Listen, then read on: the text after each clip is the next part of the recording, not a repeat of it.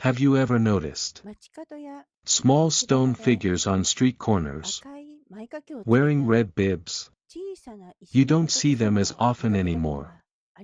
But once, they were everywhere. Today, I want to talk quietly about Jizo statues and what they have meant, not only historically, but personally, to me.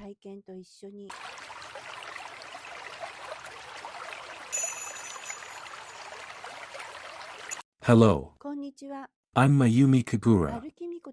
I walk through places in Japan as a quiet observer, listening to land, memory, and prayer that still remain, even when they are no longer spoken.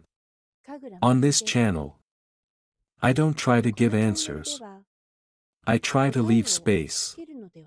Space to feel, to remember, and to notice what is slowly disappearing.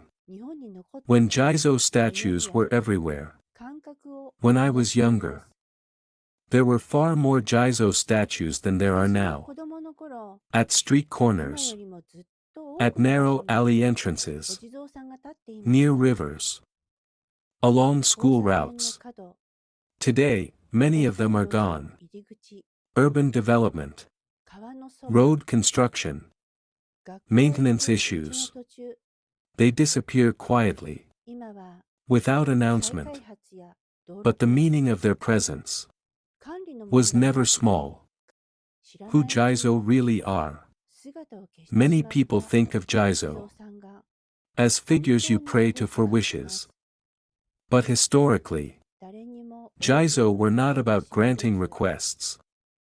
They were placed at boundaries, between villages, between safety and danger, between life and death. Their role was not to do something. Their role was simply to be there. The meaning of the red bibs. The red bibs you often see have many interpretations. Red as protection, red as life, red as blood, often connected to children, especially those who passed too soon. But this was not fear-based. It was a quiet message that said, "You are remembered." An overheard conversation on a bus.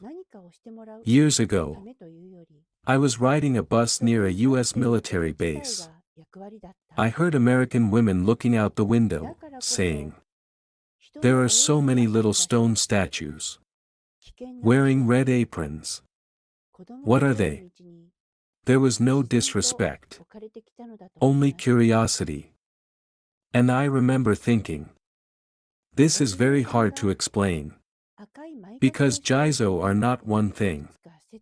They are history, belief, memory, and everyday life, layered together.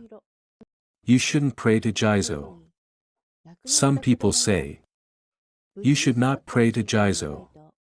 There are reasons given. Some places hold strong emotional residue.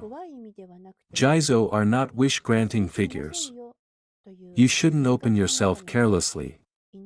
These ideas are not completely wrong. But they were never meant to create fear.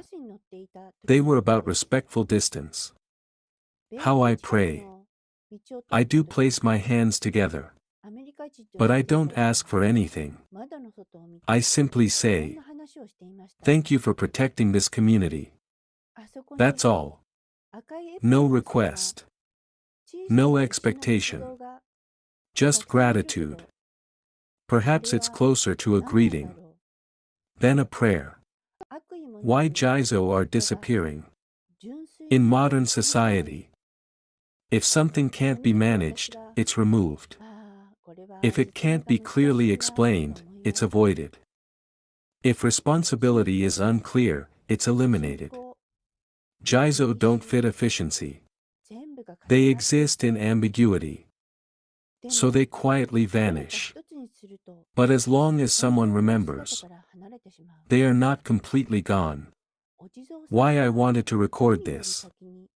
I'm not sharing this to teach, not to convince, not to frighten, only to say, there was a time when these presences were part of everyday life, and that memory matters. Closing. If you see a Jizo someday, you may pray, or you may not. You may stop, or you may pass by. But if you feel that something once existed here, that is enough. Thank you for listening.